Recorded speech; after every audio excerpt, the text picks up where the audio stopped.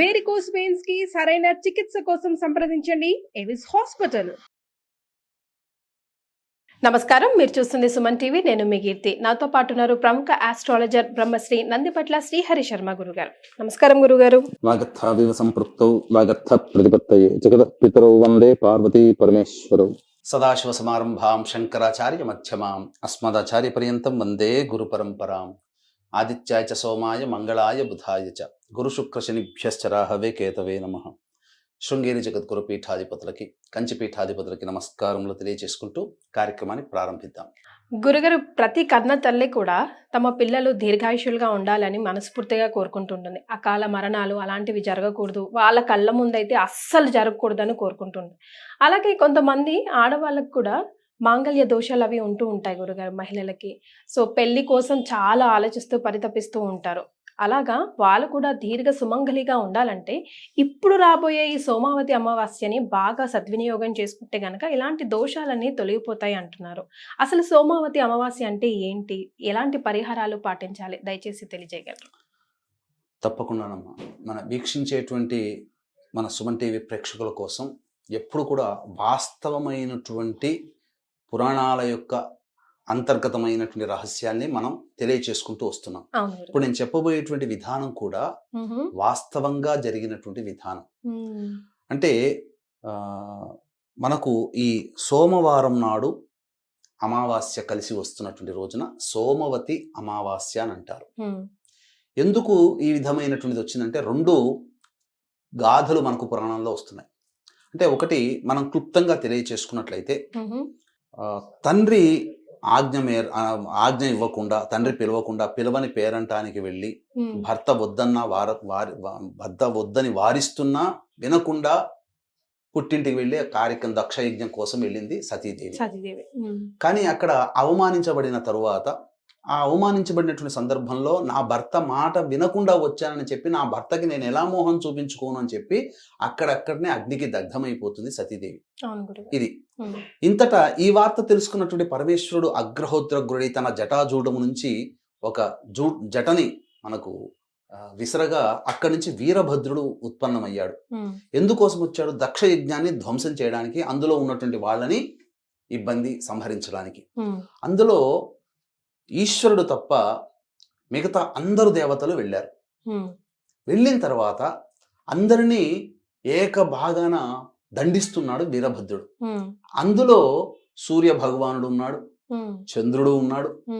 కాబట్టి సూర్య భగవాన్ని దండించినప్పుడు ఈ దవడలు విరిగిపోయినాయి. అందుకే సూర్య భగవానికి దంతాలు ఉండవు. అందుకనే తీయటి పాయసం నైవేద్యంగా పెడతాం. ఆ దక్ష యజ్ఞంలో సూర్య భగవాని దంతాల్ని కొట్టగానే దంతాలు విరిగిపోయాయి. చంద్రుని కూడా కొట్టేసేస్తే ఒళ్ళంతా వ్రణములు, ఇక భరింపరాని బాధలో ఉన్నాడు చంద్రుడు. చంద్రుడు ఎవరు? సాక్షాత్తు ఈశ్వరుడికి తోడల్లుడు. ఆ విధంగా తోడల్లుడైనటువంటి ఈశ్వరుడి దగ్గరికి వెళ్ళి, నీ యొక్క పుట్టినవాడే వీరభద్రుడే ఇలా నన్ను చేశాడు, నేను బాధలు భరించలేకపోతున్నాను, ఏం చెయ్యాలి ఈశ్వర అంటే, వచ్చే అమావాస్య రోజున నన్ను అర్చించు, నీకున్నటువంటి సమస్తమైనటువంటి బాధల్ని తొలగించుకుంటావు అని చెప్పగా సోమవారం అయింది. ఆ రోజున అమావాస్య అయింది. ఆ రోజున ఈశ్వరుణ్ణి అనేక విధాలుగా పూజలు చేశాడు. ఆ కారణం చేత చంద్రుడికి ఉన్నటువంటి అనేక కష్టములు, ఈతి బాధలన్నీ తొలగిపోయాయి. ఆయన కూడా తప్పలేదు గురుగారు, ఆయనకి తప్పలేదు, పరిహారం కూడా తప్పలేదు. అందుకనే సోమవారం రోజున చంద్రుడు ఈ యొక్క అమావాస్య రోజున ఈ ఈశ్వరుని ఉపాసన చేశాడు కాబట్టి సోమవతి అమావాస్య అనే పేరు వాడుకలోకి రావడం. ఈ సోమవారం అమావాస్య ఉన్నటువంటి రోజున ఈశ్వరుని ఎవరైతే విశేషముగా అర్చిస్తారో వాళ్ళకి సకల దోషాలు తొలగిపోతాయి. ఇది మాత్రం సత్యము అమ్మ. ఇంకొక మనకున్నటువంటి గాథ ఏంటంటే, ద్వాపర యుగంలో ఈ కురుక్షేత్ర యుద్ధం అంతా జరిగింది కదమ్మా. ఈ యుద్ధం అంతా జరిగిన తర్వాత పంచపాండవులు మిగిలారు. అంపశయ్య మీద భీష్ముల వారు ఉన్నారు, వెళ్ళారు. దుర్యోధను యొక్క అహంకార ప్రభావం వల్ల ఈ భూమండలంలోని సమస్తమైనటువంటి రాజులందరూ, భటులు అందరూ కూడా మరణించారు. కేవలం పెద్దవాళ్ళు, స్త్రీలు, పిల్లలు మాత్రమే ఈ యొక్క భూమండలం మీద మిగిలారు. నాకు పంచుకోవడానికి కూడా నా అన్నదమ్ములు పంచపాండవులు మేము తప్ప ఇంకెవరూ మిగలలేదు. సమస్తము నాశనం అయిపోయింది. కాబట్టి ఈ యొక్క స్త్రీమూర్తులు ఉన్నారు కదా, వాళ్ళకి చిన్న పిల్లలు ఉన్నారు కదా, మళ్ళీ ఈ భూమి అంతా కూడాను సుభిష్టంగా కావాలంటే పిల్ల పాపాలతో నిండి ఉండాలి. కాబట్టి ఇప్పుడున్నటువంటి స్త్రీలకి ఉన్నటువంటి పిల్లలందరూ కూడా దీర్ఘాయుష్యులుగా ఉండాలంటే, ఈ ప్రపంచమంతా సుఖ సంతోషాదులతో ఈ యొక్క సమస్త జనులతో మళ్ళీ పూర్వంలాగా నిండిపోవాలంటే ఏం చెయ్యాలి అంటే, అప్పుడు భీష్ముడు చెబుతాడు, సోమవారము అమావాస్య వచ్చినటువంటి రోజున ఈ విష్ణుదేవుణ్ణి ఆరాధన చేస్తే ఇప్పుడున్నటువంటి తల్లులకి, ఇప్పుడు ఎవరైతే పిల్లలు మిగిలారో, కురుక్షేత్ర యుద్ధం తర్వాత భర్తలు మరణించినటువంటి పిల్లలు, భర్తలు మరణించినటువంటి భార్యలు, వాళ్ళకి కలిగినటువంటి పిల్లలు, ఆ భార్యలు వాళ్ళ పిల్లల్ని దీర్ఘాయుష్మంతులుగా రక్షించుకోవాలి అని అన్నా, ఇక్కడ గమనించుకోండి సైన్స్, ఇక్కడ ఆ ఉన్నటువంటి పిల్లలు దీర్ఘాయుష్యులుగా ఉండాలన్నా, ఆడపిల్లలు కూడా ఉంటారు కదా, మగపిల్లలు దీర్ఘాయుష్యులుగా ఉండాలి, ఆడపిల్లలు వాళ్ళకి పెద్ద అయిన తర్వాత వివాహం చేస్తే వాళ్ళకి వైధవ్యం రాకూడదు, మళ్ళీ వాళ్ళు సంతానోత్పత్తి చేయాలి కదా. అంటే ఈ సమస్త భూమండలం అంతా, సమస్త సృష్టి నాశనం అయిపోయింది మహాభారత యుద్ధం వల్ల. పిల్లలు తల్లులు మాత్రమే మిగిలారు, ఆడపిల్లలు మగపిల్లలు తల్లులు. ఈ మగపిల్లలు దీర్ఘాయుషులుగా ఉండాలి. ఈ ఆడపిల్లలు రేపొద్దున పెరిగి పెద్దయి వాళ్ళు వివాహం చేసుకుని వాళ్ళకి వైధవ్యం రాకుండా ఉండాలి, వాళ్ళు సంతానాన్ని కనాలి. అంటే ఈ యొక్క విష్ణుదేవుని ఆరాధన సోమవారం అమావాస్య వచ్చినటువంటి రోజున చెయ్యాలి అని చెప్పారు. అన్న తర్వాత అంతటా ధర్మరాజు అడిగాడు, అసలు ఈ సోమవతి అమావాస్య అనేటువంటిది ఇదివరకు ఎవరైనా చేశారా అని అడగగా, అప్పుడు వాళ్ళ వివరాలంటే చేశారు నాయన అంటే, మరి వాళ్ళ యొక్క గాథ తెలియచేయండి అని అన్నప్పుడు, పూర్వము కాంచీపురంలో 4 వర్ణాలు, బ్రాహ్మణ క్షత్రియ వైశ్య శూద్రులు అందరూ కూడా, సమస్త జనులు కూడా రత్నసేనుడు అనేటువంటి యొక్క రాజు పరిపాలనలో 4 వర్ణాల వాళ్ళు చాలా ఆనందంగా ఉన్నారు. ఆ ఉన్నటువంటి సందర్భంలో దేవస్వామి అనేటువంటి ఒక బ్రాహ్మణుడు, రూపవతి ధనవతి అయినటువంటి భార్య, వారికి 7 కొడుకులు, ఒక అమ్మాయి ఉన్నారు. చాలా ఆనందంగా జీవిస్తున్నారు. కోడళ్ళు అందరికి పెళ్లిళ్ళు అయినాయి, అమ్మాయికి ఇంకా పెళ్లి కాల. వీళ్ళందరూ కూడా ధర్మ మార్గమున, రాజు ఉన్నాడు కాబట్టి ప్రజలు ధర్మ మార్గంగా ఉన్నారు. అంతటా ఒకరోజు ఒక మునిశ్రేష్ఠుడు వాళ్ళ ఇంటికి వచ్చాడు, భిక్షాందేహి అన్నాడు. అంత తర్వాత సాధారణంగా ఆహ్వానించారు.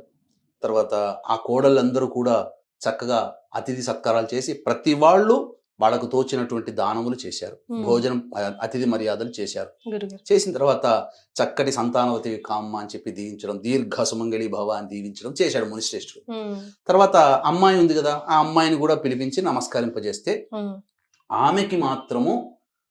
ఆమెకి ధర్మశీలురాలై జీవించమ్మా అని చెప్పి దీవించాడు. అన్న తర్వాత ధర్మ ప్రవర్తనతో ఉండమ్మా అని చెప్పి దీవించాడు. అంతటా ఆ విషయం తల్లికి చెప్పింది. అందరికేమో సత్సంతానము దీర్ఘాయుష్యం అంటే, నా బిడ్డకి మాత్రం ఎందుకు ఇలా అని చెప్పి పదా నేను తీసుకుపోతానని చెప్పి ఆమెను తీసుకొని వెళ్ళి ఆమె తల్లి ముందరే మళ్ళీ ఇంకోసారి నమస్కారం చేస్తే, మళ్ళీ ధర్మ ప్రవర్తనతో మంచి బుద్ధి గలదానివి జీవించమ్మా అని చెప్పి దీవిస్తాడు. ఏంటండి, అందరికేమో ఇలా ఆయుష్గా ఉండాలని, మంచిగా పిల్లల్ని కనాలని జీవిస్తే, పెళ్లి కావాల్సిన అమ్మాయి ఈమెకి ఎందుకు ఇట్లా ఆలోచించి ఈ దీవించారు మీరు అని అంటే, అంతటా అడగగా అప్పుడు చెప్పాడు, ఈమెకి వివాహ సమయంలో సప్తపది జరిగేటువంటి సందర్భంలో ఈమెకి వైధవ్య యోగం ఉందమ్మా అని చెప్పగానే అందరూ బాధపడ్డారు, ఏడ్చారు. ఇక ఎవరికైనా తల్లికి బాధ ఉంటుంది కదా, బిడ్డకి వైధవ్యం జరుగుతుంది, పెళ్లిలో అది కూడా సంసారం చేయకుండా. ఆ విధంగా అనేసరికి ఇక ఆమె బాధపడి ఏదైనా ఉపాయం ఉంటే చెప్పండి అంటే, అప్పుడు సింహళ దేశంలో సోమ అనేటువంటి యొక్క మహిళ, ఆమె సోమవారము అమావాస్య కలిసినటువంటి రోజున అనేక సంవత్సరాలుగా ఈ యొక్క వ్రతాన్ని ఆచరిస్తుంది, సంవత్సరంలో ఎప్పుడు వచ్చినా. కాబట్టి ఆమె ఆచరించినటువంటి సోమవార అమావాస్య వ్రతములో ఏదైతే ఉందో, ఆ ఒక్క వ్రత పుణ్యఫలాన్ని పెళ్లి సమయంలో, ఆ సప్తపది జరిగేటువంటి సమయంలో మీ అమ్మాయికి ధారాదత్తం చేస్తే ఆ యొక్క భర్త మళ్ళీ పునర్జీవితుడవుతాడు అని చెప్పగా, కొడుకులందరినీ పిలిపించి పట్టుకురండి, ఆ అమ్మాయిని ఎక్కడుంటో వెతికి ఆ మహిళని తీసుకురండి అని అంటే ఎవ్వరు ఊరుకోరు. ఎవరు మా వల్ల కాదు 15 ఆమడల దూరంలో పోయి రావాలి, అదిగాక వేరే దేశం, అంటే ఆ కాలంలో ఒక దేశం నుంచి ఇంకో దేశం పోతే బహిష్కరణ.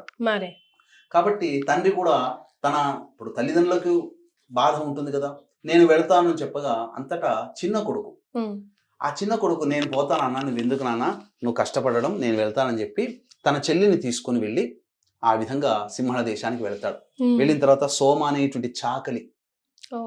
సోమ అనేటువంటి ఎవరంటే ఆమె పేరు, ఆమె ఒక చాకలి కుటుంబానికి చెందినటువంటి రజకుల కుటుంబం. ఉమ్. ఆమెకి ప్రేమను పొందాలి. ఎందుకనంటే ఆమె వచ్చి రావాలనంటే పిలిస్తే రారు కదా. మరి ప్రేమను ఊరికే పొందితే ఎవరైనా కానీ, మిమ్మల్నైనా ప్రేమగా మాట్లాడితే ఒకసారి రామ్మ కీర్తి మా ఇంటికి ఒకసారి రా, ఫంక్షన్ చేసుకున్నామంటే ప్రేమగా పిలిచాం కాబట్టి వస్తాం. అంతే కదా. ఆ ప్రేమని పొందడం కోసం ఇక పొద్దున్నే లేవగానే, అంటే సూర్యోదయం కంటే ముందే ఆ ఇల్లంతా తుడవడం ఊడవడం, ఆ ఇల్లు కాదు ఇంటి ముందర చక్కగా జరిగింది. ఆమె స్నానం చేసి వచ్చి వాకిలి తీయగానే వాకిలంతా ఎవరో ఊడ్చారు. రోజు ఇలా జరుగుతుంది అని చెప్పి ఒక రోజు రాత్రిపూట నిద్రపోకుండా ఉండి ఎవరు చేస్తున్నారు ఇదంతా అని చెప్పి నా ఇంటి ముందరని చెప్పి కాపు కాచుకుని కూర్చుంటుంది. ఉమ్. ఇద్దరు అన్నా చెల్లెలు వచ్చి చక్కచక్క వాకిలంతా ఊడడం చేసినంతో దబాన బయటికి వచ్చి, ఎవరండి మీరు, నాకు ఇంటికి నన్ను అడగకుండా నా ఇంటిని శుభ్రపరుస్తున్నారు అని అంటే అప్పుడు పలానా అంతా వాళ్ళ వృత్తాంతం అంతా చెప్తున్నారు. మీరేమో చూస్తే గొప్పగా బ్రాహ్మణ కులంలో పుట్టి గొప్పదైనటువంటి కులంలో ఉన్నారు, నేనా చాకలి కుటుంబంలో జన్మించాను, నాతో మీకేం అవసరం ఉంటుందనంటే ఆ వృత్తాంతం అంతా చెప్పగానే సాటి మహిళ కదా, ఆమె బాధపడుతూ నేనున్నానండి వస్తానని చెప్పి ఆమె వాళ్ళ వెంట అన్న చెల్లెళ్ళ వెంట ఈ సోమ అనేటువంటి మహిళ వెళ్ళి ఆమె ముందర ఉండగానే చక్కగా మంచి వరుణ్ణి చూడడం, చక్కగా వివాహాది సంబంధించినటువంటి ముహూర్తం కలగడం, 10,000 వరహాలు అప్పట్లోనే 10,000 వరహాలు వరుడికిచ్చి కన్యాదానం చేశాడు. చేస్తున్న సందర్భంలో చేసిన తర్వాత సప్తపది జరుగుతుంటే ఆ మునిశ్రేష్ఠుడు చెప్పినట్టుగా ఆ విధంగా అక్కడ ఉన్నటువంటి అశుభం జరిగిపోయింది. అంటే అతను మృత్యువాత పడ్డాడు భర్త.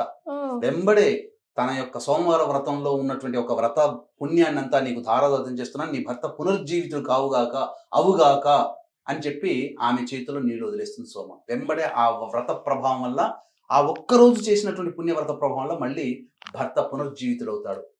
ఈ విధంగా ఆ యొక్క సోమ అనేటువంటి మహిళ ఈ విధంగా ఆచరించింది కాబట్టి ఆమెను మళ్ళీ తిరిగి అనేక ధనధాన్య కనక వస్తు వాహనాలన్నీ కూడా ఇచ్చి పంపించింది.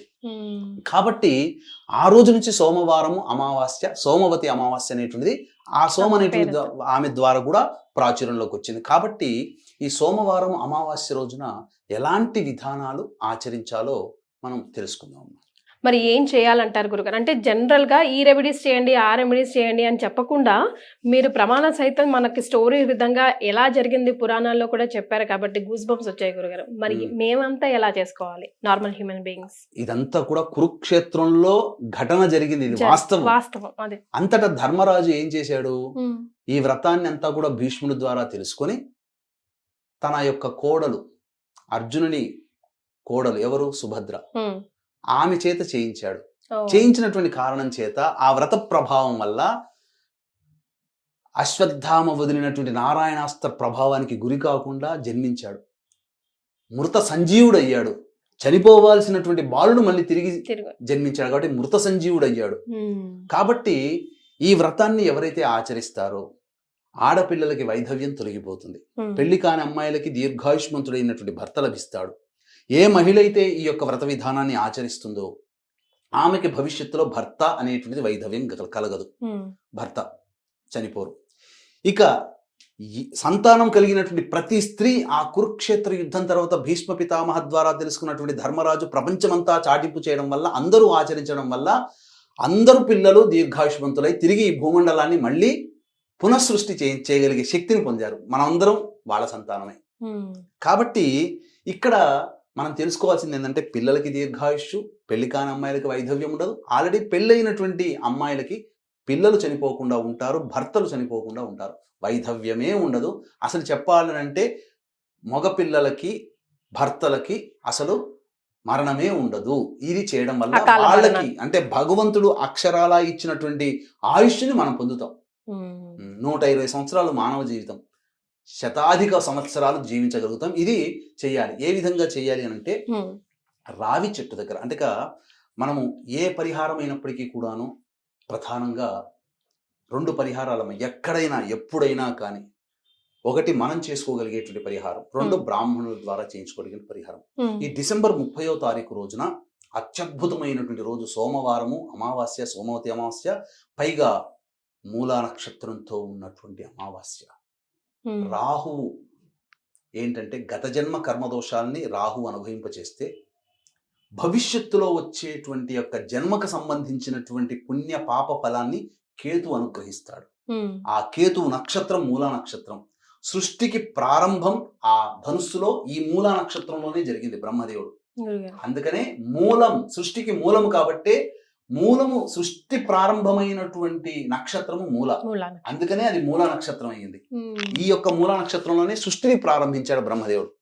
కాబట్టి ఇటువంటి రోజున మన పీఠం ఆధ్వర్యంలో సోమవారం అమావాస్య రోజున మధ్యాహ్నం 3 గంటలకి ఈ యొక్క జాతకరీత్యా ప్రధానంగా వివాహం కావాల్సినటువంటి అబ్బాయిలు అమ్మాయిలకి వ్యాపారం, ఉద్యోగం, ఆర్థిక పరమైనటువంటి సమస్యలు తొలగిపోవడం కోసం, శత్రు సమస్యలు తొలగిపోవడం కోసం, అలాగే అభిచారిక కర్మలు తొలగిపోవడం కోసం ప్రత్యంగిర, బగళ, ధూమవతి హోమాలు మరియు లక్ష్మీ మూలమంత్ర సంపుటిత లక్ష్మీ సూక్త హోమము అనేటువంటిది చక్కగా జరిపించడం జరుగుతుంది. పర్ హెడ్ 1500 రూపాయలు చేయించడం జరుగుతుంది. అవకాశం ఉన్న వాళ్ళు కార్యక్రమ తండ్రితో కాంటాక్ట్ చేసి 30వ తారీఖు రోజున జరిగేటువంటి కార్యక్రమంలో నమోదు చేసుకోవచ్చు.